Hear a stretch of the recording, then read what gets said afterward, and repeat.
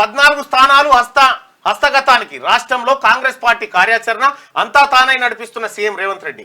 ఒక్కో స్థానంలో 3 దఫాలుగా పర్యటన, బహిరంగ సభలు, రోడ్ షోల ప్రణాళికలు. మోదీ వైఫల్యాలపైనే ప్రధానంగా ప్రచారం. 100 రోజుల్లో అమలు చేసిన గ్యారంటీలను ప్రజల్లోకి తీసుకెళ్లాలని క్యాడర్కు దిశానిర్దేశం. మంత్రులు, ముఖ్య నేతలకు ఇన్ఛార్జి బాధ్యతలు అప్పచెప్పిండు.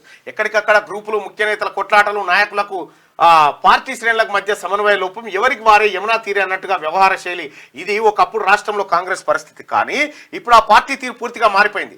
ప్రత్యర్థి పార్టీలకు ధీటుగా వ్యూహ ప్రతివ్యూహాలు రచించడం, ఇప్పటిదాకా అమలు చేసిన పథకాలను విస్తృతంగా ప్రజల్లోకి తీసుకెళ్లడం, విపక్ష నేతల విమర్శలను తిప్పికొట్టడం, ఇలా 1-2 కాదు అన్ని అంశాల్లో కాంగ్రెస్ పార్టీ పైచేయి సాధిస్తూ ఉంది. 14 స్థానాలు టార్గెట్గా ముందుకు పోతా ఉంది.